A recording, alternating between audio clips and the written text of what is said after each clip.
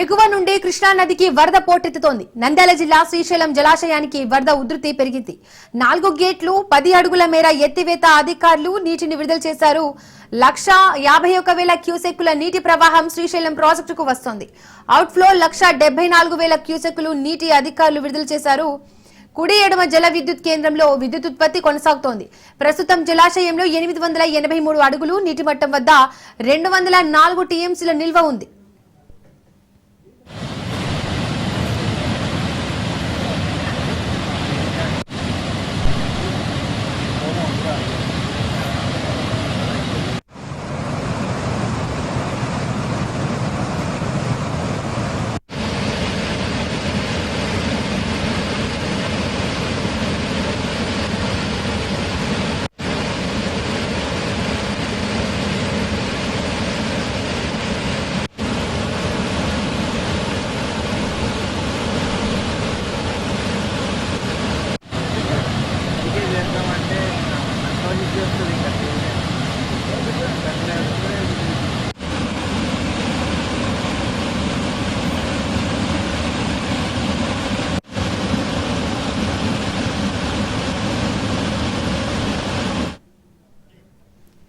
ఎగువ నుండి కృష్ణా నదికి వరద పోటెత్తుతోంది. నంద్యాల జిల్లా శ్రీశైలం జలాశయానికి వరద ఉధృతి పెరిగింది. 4 గేట్లు 10 అడుగుల మేర ఎత్తివేత అధికారులు నీటిని విడుదల చేశారు. 151,000 క్యూసెక్ల నీటి ప్రవాహం శ్రీశైలం ప్రాజెక్టుకు వస్తోంది. అవుట్ఫ్లో 174,000 క్యూసెక్లు నీటిని అధికారులు విడుదల చేశారు. కుడి ఎడమ జల విద్యుత్ కేంద్రంలో విద్యుత్ ఉత్పత్తి కొనసాగుతోంది. ప్రస్తుతం జలాశయంలో 883 అడుగుల నీటి మట్టం వద్ద 204 టీఎంసీల నిల్వ ఉంది.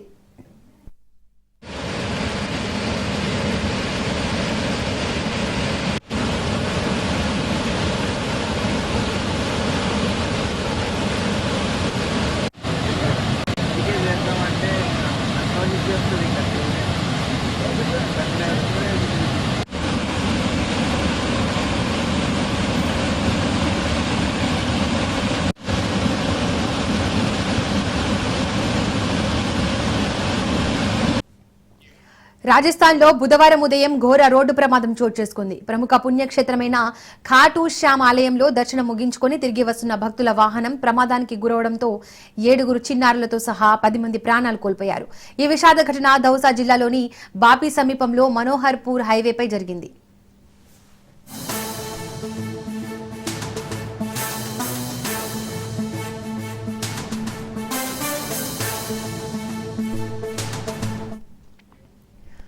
భక్తులతో ప్రయాణిస్తున్న ఒక ప్యాసింజర్ పికప్ వాహనాన్ని ఎదురుగా వస్తున్న ట్రక్ వేగంగా ఢీకొట్టింది.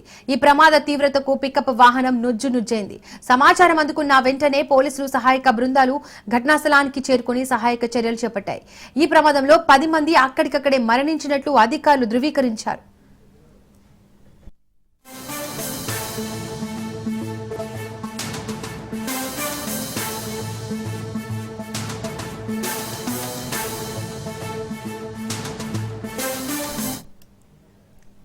ప్రాథమిక నివేదికల ప్రకారం బాపి సమీపంలో జరిగిన ప్రమాదంలో 11 మంది మరణించారని 9 మందిని చికిత్స కోసం ఆసుపత్రికి పంపించినట్లు కలెక్టర్ దేవేంద్ర కుమార్ తెలిపారు. 3 జిల్లా ఆసుపత్రిలో చికిత్స పొందుతున్నారన్నారు. ప్యాసింజర్ పికప్ ట్రక్ ఢీకొట్టడంతో ఈ ప్రమాదం జరిగిందని చెప్పారు.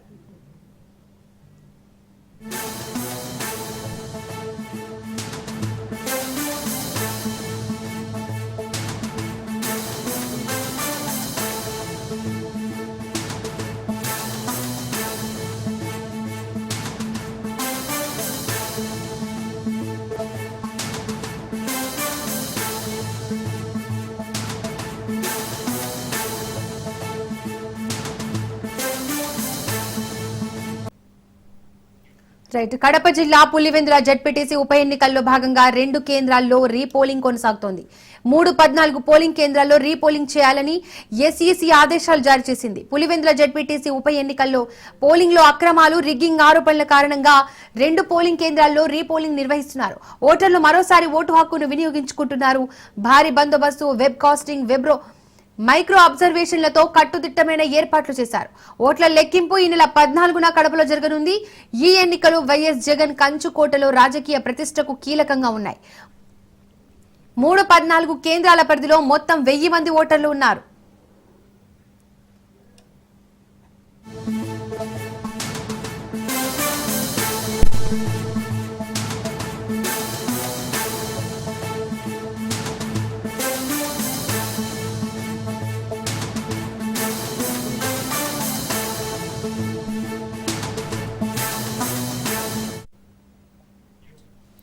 అయితే పులివెందుల జడ్పీటీసీ ఉప ఎన్నికల్లో రీపోలింగ్ ను బహిష్కరించింది వైసీపీ.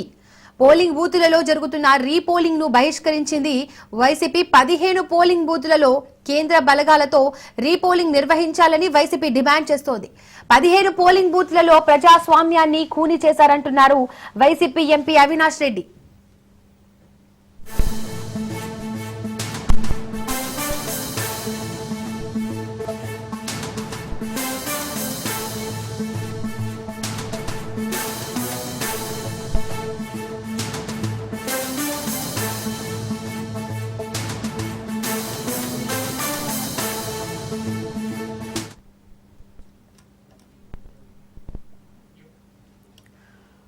పులివెందుల జడ్పీటీసీ ఉప ఎన్నికల్లో పోలింగ్ ను బహిష్కరించింది వైసీపీ ప్రభుత్వం.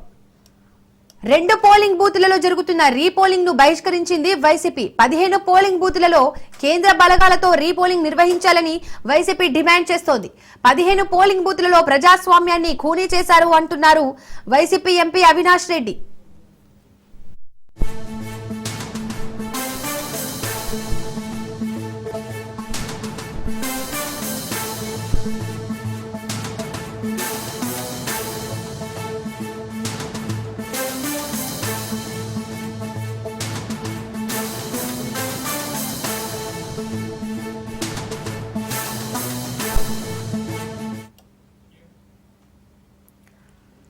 రైట్. పులివెందుల జడ్పీటీసీ ఉప ఎన్నికల్లో రీపోలింగ్ ను కూడా బహిష్కరించింది వైసీపీ. ఇక దీనికి సంబంధించిన మరిన్ని డీటెయిల్స్ మా ప్రతినిధి హుస్సేన్ అందిస్తారు. హుస్సేన్, పులివెందుల్లో జడ్పీటీసీ ఉప ఎన్నికల్లో రీపోలింగ్ ను బహిష్కరించినట్టుగా తెలుస్తోంది వైసీపీ.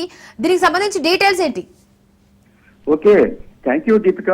కడప జిల్లా పులివెందుల మండలంలో ఇవాళ జరుగుతున్నటువంటి రీపోలింగ్ కేంద్రాల్లో ఇప్పటి వరకు అయితే ఎన్నికలు ప్రశాంతంగా జరుగుతున్నాయని అనుకోవచ్చు.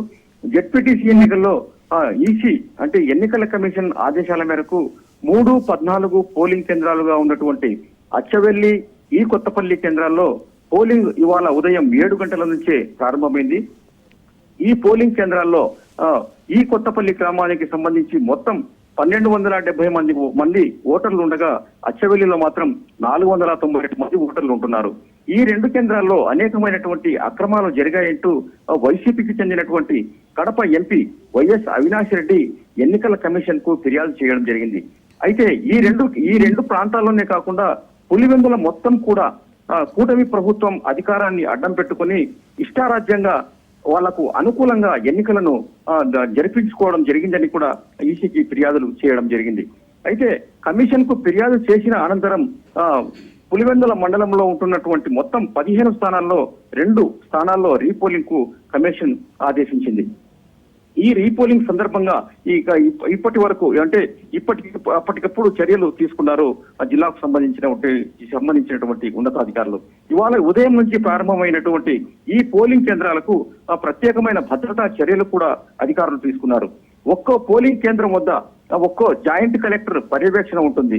అంతేకాకుండా ఒక డిఎస్పీ స్థాయి అధికారితో పాటు 4 సిఐలు, తర్వాత 7 ఎస్ఐలతో పాటు అనేక మంది కానిస్టేబుల్ని కూడా భద్రతగా ఏర్పాటు చేయడం జరిగింది. అంతేకాకుండా చిన్న సంఘటన సైతం జరగకుండా సాయుధులైనటువంటి ప్రత్యేక బలగాలను కూడా ఇక్కడ మోహరించడం జరిగింది. అయితే పోలింగ్ ప్రారంభమై 2 గంటలు అవుతున్న ఓటర్లు పోలింగ్ కేంద్రాలకు మందకొడిగానే వస్తున్నారు. ఇక్కడ చెప్పుకోవాల్సినటువంటి మరో ప్రత్యేకత ఏంటంటే ఈ కొత్తపల్లిలో తొలిగా ఓటు వేసేందుకు వీరమ్మ అనేటువంటి 78 ఏళ్ల వృద్ధురాలు పోలింగ్ కేంద్రానికి రావడం విశేషం. అయితే ఈ కొత్తపల్లి అచ్చవెల్లి పోలింగ్ కేంద్రాలకు ఇప్పటి వరకు అంటే ఓటింగ్ సమయం ప్రారంభమై 2 గంటలు దాటుతున్నప్పటికీ వైసీపీకి చెందినటువంటి పోలింగ్ ఏజెంట్లు కేంద్రాలకు ఇంకా చేరుకోలేదు. కారణం ఏంటంటే ఇప్పటికే కొద్దిసేపటి క్రితమే కడప జిల్లాకు సంబంధించినటువంటి YCP MP YS Avinash Reddy ఒక స్పష్టమైనటువంటి ప్రకటన అయితే జారీ చేశారు. మొత్తం ఎన్నికల కమిషన్ 2 కేంద్రాల్లో కాదు రీపోలింగ్ జరపాల్సింది, మొత్తం 15 కేంద్రాల్లో కూడా రీపోలింగ్ జరపాలని కూడా ఆయన డిమాండ్ చేస్తున్నారు. ఎందుకంటే ఇక్కడ నిన్న జరిగినటువంటి పోలింగ్ లో ప్రతి పోలింగ్ స్టేషన్ లో కూడా టీడీపీ అధికారాన్ని అడ్డు పెట్టుకొని అటు ఎన్నికల అధికారులతో పాటు పోలీసు శాఖ పర్యవేక్షణలోనే ఈ ఓటింగ్ కార్యక్రమం అంతా నిర్వహించారు. కాబట్టి 2 కేంద్రాలు కాదు, మొత్తం టోటల్ గా 15 కేంద్రాల్లో కూడా రీపోలింగ్ జరపాలా. అంతవరకు ఈ ఎన్నికల్లో అంటే రీపోలింగ్ కు సంబంధించినటువంటి 2 ఎన్నికల్లో పాల్గొనబోమని, ఈ ఎన్నికలను తాము పూర్తిగా బహిష్కరిస్తున్నామని కూడా ఎంపీ అవినాష్ రెడ్డి ప్రకటించడం జరిగింది. అయితే దీనికి సంబంధించి నిన్నటి నుంచే దీనిపైన చర్చ, ఒక రకమైనటువంటి చర్చ అటు జిల్లా వైసీపీ వర్గాలతో పాటు రాష్ట్రానికి సంబంధించినటువంటి వైసీపీ వర్గాలు కూడా తీవ్రంగా స్పందించాయి. ఖచ్చితంగా పులివెందులలో జరుగుతున్నటువంటి నిన్న జరిగినటువంటి ఎన్నికల్లో అనేకమైనటువంటి అక్రమాలు చోటు చేసుకున్నాయి. కాబట్టి ఇక్కడ రీపోలింగ్ కు ఆదేశించాలని రాష్ట్ర వైసీపీ వర్గాలతో పాటు జిల్లాకు సంబంధించినటువంటి ఎంపీ కూడా డిమాండ్ చేయడం జరిగింది. అదే నేపథ్యంలో ఇవాళ జరిగేటువంటి 2 ఉప ఎన్నికల్లో ఏ ఒక్క ఓటు వైసీపీకి సంబంధించినటువంటి ఏ ఒక్కరు కూడా ఓటు వేయబోమని, తర్వాత ఈ 2 ఎన్నికలను పూర్తిగా బహిష్కరిస్తున్నామని కూడా YCP MP Avinash Reddy demand చేస్తున్నారు. కాబట్టి ఈ ఎంపీ ప్రకటించినటువంటి నేపథ్యంలో ఎన్నికల కమిషన్ ఏ విధంగా నిర్ణయాలు తీసుకుంటుంది? అయితే ఇప్పటికే అధికారులు అయితే ఒక నిర్ణయానికి అయితే వచ్చారు. ఖచ్చితంగా ఈ 2 పోలింగ్ కేంద్రాల్లో ఖచ్చితంగా ఓటింగ్ నిర్వహించి రేపు కౌంటింగ్ కార్యక్రమాలు కూడా చేపట్టాలని కూడా ఇప్పటికే డిసైడ్ కావడం జరిగింది. దీపిక, హుసేన్, వైసీపీ ఈ రీపోలింగ్ ను బహిష్కరించిన నేపథ్యంలో ఎన్నికల కమిషన్ ఏమైనా స్పందించిందా? అంటే ఇప్పటి వరకైతే అంటే ఎన్నికల నిర్వహణకు అన్ని ఏర్పాట్లు అధికారులు పూర్తి చేశారు. ఏర్పాట్లు పూర్తి చేసిన తర్వాత కొద్దిసేపు అంటే ఎన్నికల కేంద్రాలకు అంటే పోలింగ్ కేంద్రాలకు వైసీపీ ఏజెంట్లను కూడా పార్టీ పంపించకుండా కట్టడి చేసింది. ఏ ఒక్కరు కూడా ఈ ఓటింగ్ లో పాల్గొనకూడదు, పాల్గొంటే కనుక మనం దీన్ని అంగీకరించినట్లే అవుతుంది. కాబట్టి మొత్తం 15 కేంద్రాల్లో రీపోలింగ్ జరిపేంత వరకు కూడా తాము పట్టుబట్టాలని కూడా వైసీపీ ఒక నిర్ణయానికి వచ్చింది. ఈ 2 పోలింగ్ లో అసలు ఏ ఒక్క ఓటరు కూడా వైసీపీకి సంబంధించిన వాటి వెళ్లరు. అదే విధంగా ఏజెంట్లను కూడా ముందుగానే అనుకునేటువంటి ప్రకారం ఏజెంట్లను కూడా పోలింగ్ కేంద్రాలకు కూడా పంపకుండా ఉన్నారు. Deepika, right, thank you Hussain.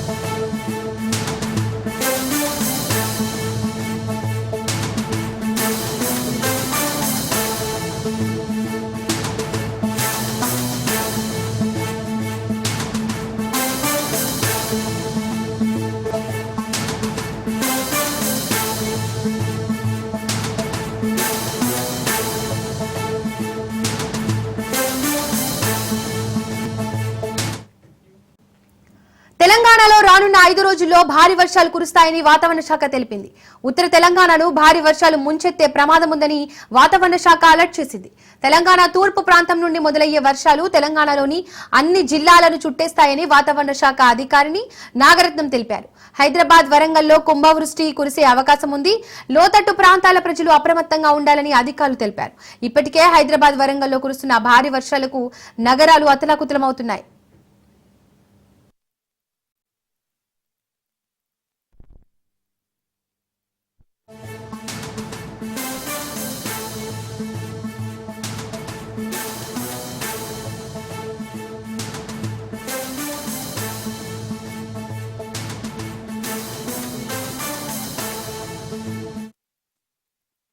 తెలంగాణలోని పలు జిల్లాల్లో రాగల 5 రోజుల్లో భారీ నుండి అతి భారీ వర్షాలు కురిసే అవకాశం ఉందని హైదరాబాద్ వాతావరణ కేంద్రం హెచ్చరించింది. హన్మకొండ, వరంగల్, జనగాం, మహబూబాబాద్, వరంగల్, యాదాద్రి, భువనగిరి, మెదక్, సంగారెడ్డి, వికారాబాద్ తదితర జిల్లాల్లో అక్కడక్కడ భారీ నుండి అత్యంత భారీ వర్షాలు కురిసే అవకాశం ఉందని తెలిపింది. దీంతో ఆయా జిల్లాలకు రెడ్ అలర్ట్ జారీ చేసింది.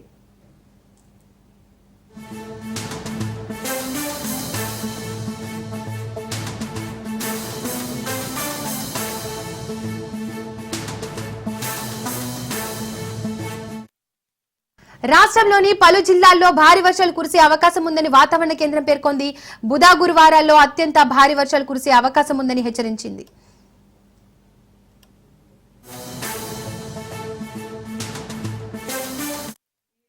తెలంగాణ ప్రాంతంలోని చాలా చోట్ల తేలికపాటి నుంచి మోస్తారు వర్షాలతో పాటుగా కొన్ని చోట్ల మనకి భారీ వర్ష సూచనలు, ఎస్పెషల్లీ తూర్పు జిల్లాలైనటువంటి భద్రాద్రి, ఖమ్మం, జనగాం, యాదాద్రి, అట్లాగే మహబూబాబాద్, వరంగల్, హన్మకొండ, పెద్దపల్లి, కరీంనగర్, మంచిర్యాల, కుమరంభీం, జయశంకర్ భూపాల్పల్లి, మూలుగు ప్రాంతాల్లో ఉండే అవకాశాలు కనిపిస్తున్నాయి. మిగతా ప్రాంతాల్లో కూడా మోస్తారు వర్షాలు, ఉరుములు, మెరుపులు ఒక్కొక్కప్పుడు 30 నుంచి 40 కిలోమీటర్ ప్రతి గంటకు వీచే అవకాశాలు ఉన్నాయి. ఇక 2వ రోజు, 3వ రోజు, 13వ తారీఖు, 14వ తారీఖుని చూసుకున్నట్లయితే మనకు ఆరెంజ్ వార్నింగ్స్. తెలంగాణలో వర్షాలకు సంబంధించి మరిన్ని డీటెయిల్స్ మా ప్రతినిధి సైదులు అందిస్తారు. సైదులు, చెప్పండి. దీపిక, బంగాళాఖాతంలో ఏర్పడుతున్న అల్పపీడనం ప్రభావంతో తెలంగాణ రాష్ట్రంలో 2 రోజుల పాటు భారీ వర్షాలు కురుస్తాయని వాతావరణ శాఖ వెల్లడించింది. అయితే ఈ రోజు ఖమ్మం, సూర్యాపేట జిల్లాలకు రెడ్ అలర్ట్ జారీ చేసింది. ఖమ్మం, సూర్యాపేట జిల్లాలో భారీ వర్షాలు నమోదయ్యే అవకాశం ఉన్న నేపథ్యంలో ప్రజలు అప్రమత్తంగా ఉండాలని హెచ్చరికలు జారీ చేసింది. ఎందుకంటే నిన్న రాత్రి కురిసిన వర్షానికి అత్యధికంగా తుంగతుర్తి నియోజకవర్గంలో 18 సెంటీమీటర్ల వర్షపాతం నమోదైంది. ఈ రోజు కూడా అంతే స్థాయిలో వర్షపాతం నమోదయ్యే అవకాశం ఉంది. ఇంకా పెరిగే అవకాశం కూడా ఉంది. 20 సెంటీమీటర్ల వర్షపాతం కూడా ఇటు సూర్యాపేట జిల్లా, అదేవిధంగా తుంగతుర్తి కాన్స్టెన్సీ, అదేవిధంగా ఇటు మనకి జనగాం, భువనగిరి, వరంగల్, హన్మకొండ ఈ జిల్లాలలో భారీ వర్షాలు అంటే దాదాపుగా 20 సెంటీమీటర్ల వర్షపాతం నమోదయ్యే అవకాశం ఉన్న నేపథ్యంలో ప్రజలు అప్రమత్తంగా ఉండాలని చెప్పేసి వాతావరణ శాఖ చెప్తుంది. అయితే ఇప్పుడు ఆయా జిల్లాలకు, ముఖ్యంగా 5 జిల్లాలకు స్కూల్స్కి సెలవులు ప్రకటించారు. అయితే మనకి వరంగల్, హన్మకొండ, మహబూబాబాద్, అదేవిధంగా జనగాం, భువనగిరి జిల్లాలకు 2 రోజుల పాటు, ఈ రోజు రేపు 2 రోజుల పాటు స్కూల్స్కి సెలవులు ప్రకటించారు. అత్యవసరమైతే తప్ప ఎవరు కూడా బయటికి రావద్దని హెచ్చరికలు జారీ చేశారు. ఎందుకంటే ఎవరైనా ప్రయాణాలు చేసుకోవాలనుకుంటే వారు వాయిదా వేసుకోవాలని, ఎందుకంటే భారీ వర్షాలు నమోదవుతున్న నేపథ్యంలో ఎక్కడైనా ఆనకట్టలు తెగే అవకాశం ఉంటుంది. తద్వారా ప్రమాదాలు కూడా చోటు చేసుకుంటాయి. కాబట్టి ఎవరు కూడా బయటికి రావద్దు, అప్రమత్తంగా ఉండాలని చెప్పేసి కూడా చెప్పింది. ఇక వీటితో పాటుగా ముఖ్యంగా ఆదిలాబాద్, ఆసిఫాబాద్ జిల్లాలో రేపు భారీ వర్షాలు నమోదయ్యే అవకాశం ఉన్నట్లు వాతావరణ శాఖ వెల్లడించింది. అక్కడ రేపు రెడ్ అలర్ట్ కూడా జారీ చేసింది. ఆసిఫాబాద్, అదేవిధంగా ఆదిలాబాద్ జిల్లాలో. ఈరోజు మాత్రం సూర్యాపేట, అదేవిధంగా భువనగిరి, జనగాం, మహబూబాబాద్, వరంగల్, హన్మకొండ జిల్లాల్లో భారీ వర్షాలు కురుస్తాయని రెడ్ అలర్ట్ కూడా ఉన్న నేపథ్యంలో అప్రమత్తంగా ఉండాలన్నారు. దాటితో పాటు ఇక ఈరోజు మధ్యాహ్నం నుంచి గ్రేటర్ హైదరాబాద్ పరిధిలో, ముఖ్యంగా మధ్యాహ్నం 2 గంటల నుంచి సాయంత్రం వరకు కూడా భారీ వర్షం హైదరాబాద్లో నమోదయ్యే అవకాశం ఉన్నట్లు వాతావరణ శాఖ వెల్లడించింది. ఎవరు కూడా బయటికి రావద్దని చెప్పేసి కూడా చెప్పింది. ఇంకా వీటితో పాటుగా ముఖ్యంగా ఐటీ ఎంప్లాయీస్ ఎవరైతే ఉంటారో వారందరికీ కూడా వర్క్ ఫర్ హోమ్ 2 రోజుల పాటు చేసుకోవాలని చెప్పేసి కూడా ఆయా సంస్థలు కి సూచన చేసింది హైడ్రా. ఇక ముఖ్యంగా ఇటు జిహెచ్ఎంసి, అదేవిధంగా హైడ్రా, ఎస్డిఆర్ఎఫ్, మిగిలిన కొన్ని అంటే ట్రాఫిక్ కానీ లా అండ్ ఆర్డర్ పోలీసులు అందరూ కూడా సమన్వయంతో పనిచేసుకొని లోతట్టు ప్రాంతాల్లో ఉన్నటువంటి ప్రజలను అప్రమత్తం చేయాలి. అదేవిధంగా ఇబ్బందులు తలెత్తితే అవసరమైతే సురక్షిత ప్రాంతాలకు తరలించాలని చెప్పేసి ఆదేశాలు జారీ చేశారు. ఎవరు కూడా సెలవుల్లో ఉండొద్దని, ఎవరైనా సెలవుల్లో ఉంటే మాత్రం ముఖ్యంగా అంటే ఈ యొక్క సంస్థలో పనిచేస్తున్న వారు హైడ్రా కానీ, అదేవిధంగా జిహెచ్ఎంసీ కానీ, ఎస్డిఆర్ఎఫ్ కానీ, లా అండ్ ఆర్డర్ కానీ, అదేవిధంగా విద్యుత్ శాఖ కానీ, సో ఈ సంస్థల్లో ఎవరైతే సెలవుల్లో ఉంటారో వారందరూ కూడా ఖచ్చితంగా విధుల్లోకి రావాలని చెప్పేసి కూడా ముఖ్యమంత్రి రేవంత్ రెడ్డి అధికారులను ఆదేశించారు. ఎందుకంటే మనకి భారీ వర్షాలు నమోదవుతున్న నేపథ్యంలో గ్రేటర్ హైదరాబాద్ పరిధిలో చిగురుటాకుల్లా ప్రజలు వణికిపోతున్నారు కాబట్టి చాలా చోట్ల ఇబ్బందులు తలెత్తుతున్నాయి. ఎందుకంటే ముఖ్యంగా మనకి అమీర్పేట లాంటి ప్రాంతాల్లో అయితే 3 నుంచి 4 అడుగుల మేర వర్షపు నీళ్లు ఆగిపోతున్నాయి. కంప్లీట్గా రాకపోకలకు అంతరాయం ఏర్పడుతుంది. ఇక మిగిలిన చోట్ల కూడా దాదాపుగా మనకి రంగారెడ్డి జిల్లాలో చూస్తే మల్కాజ్గిరి నియోజకవర్గ పరిధిలో లోతట్టు ప్రాంతాలన్నీ కూడా పూర్తిగా జలమయమై పోతున్నాయి. ప్రజలకు ఇబ్బందులు తలెత్తుతున్నాయి కాబట్టి సో అందరూ కూడా సమన్వయంతో పనిచేయాలి. ఎక్కడ కూడా ఆస్తి ప్రాణ నష్టం జరగకుండా చూడాలని చెప్పేసి ముఖ్యమంత్రి రేవంత్ రెడ్డి అధికారులను ఆదేశించారు. ఎప్పటికప్పుడు ఆ పరిస్థితిని సమీక్షించాలని చెప్పేసి కూడా ఆదేశాలు ఉన్నాయి. అదే డీజీపీ, అదేవిధంగా సిఎస్ రామకృష్ణారావు, అదేవిధంగా Hyderabad police commissioner CV Anand, మిగిలిన ఉన్నతాధికారులందరూ కూడా హైడ్రా కమిషనర్గా ఉన్నటువంటి రంగనాథ్, వీళ్ళందరూ కూడా ICCC integrated command control centre నుంచి గ్రేటర్ హైదరాబాద్ పరిధిలో కురిసే భారీ వర్షానికి సంబంధించి పరిస్థితులు ఏ విధంగా ఉన్నాయని సమీక్షలు చేయాలని, వాటితో పాటుగా సమీక్షించాలని చెప్పేసి కూడా ముఖ్యమంత్రి రేవంత్ రెడ్డి ఆదేశాలు జారీ చేశారు. ఇక మిగిలిన కొన్ని స్పాట్స్ గుర్తించారు. ఎక్కడైతే నీటి నిల్వ ఉన్నటువంటి ప్లేసులు ఉన్నాయో ఆ ప్లేసుల దగ్గర అవసరమైతే బారికేడ్స్ లాంటివి ఏర్పాటు చేసి ఎవరైతే వాహనదారులు ఉంటారో వారికి ఏరే మార్గాల్లో వెళ్ళాలని సూచనలు చేయాలని చెప్పేసి కూడా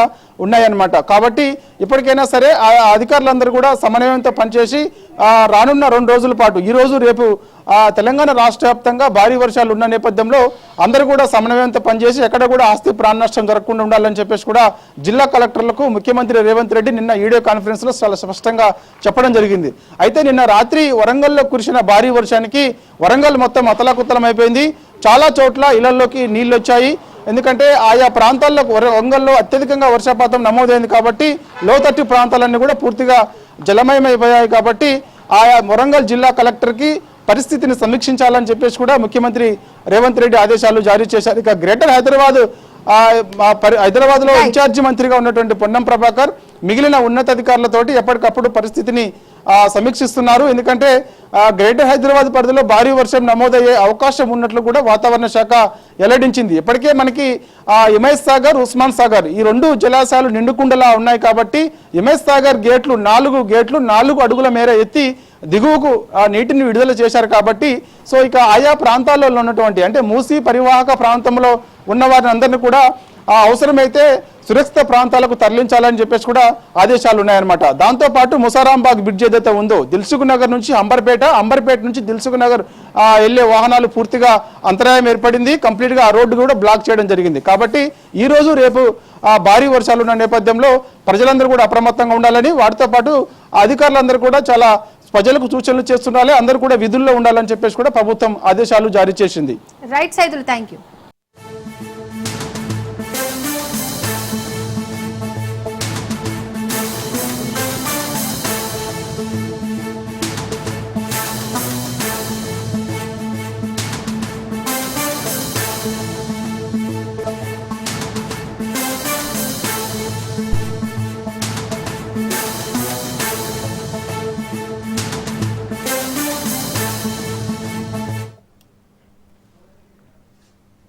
నిర్మల్ జిల్లాలో ఎగువ ప్రాంతాల్లో కురుస్తున్న వర్షాలకు కడెం ప్రాజెక్టులోని వరద వస్తోంది. దీంతో 2 గేట్లు ఎత్తి నీటిని దిగువకు విడుదల చేస్తున్నారు అధికారులు. అయితే ప్రాజెక్టు పూర్తి స్థాయి నీటి మట్టం 700 అడుగులు కాగా ప్రస్తుత నీటి మట్టం 690 అడుగులు కొనసాగుతోంది. ప్రాజెక్టు సామర్థ్యం 4.6 టీఎంసీలు కాగా ప్రస్తుత నీటి మట్టం 3.9 టీఎంసీలు కొనసాగుతుంది. ఇన్ఫ్లో 4812 క్యూసెక్కులు, అవుట్ఫ్లో 12833 క్యూసెక్కులుగా కొనసాగుతోంది. దిగువ ప్రాంతంలో గోదావరి పరివాహక ప్రాంత ప్రజలు, గొర్రెల కాపారులు, రైతులు అప్రమత్తంగా ఉండాలని ప్రాజెక్టు అధికారులు కోరారు.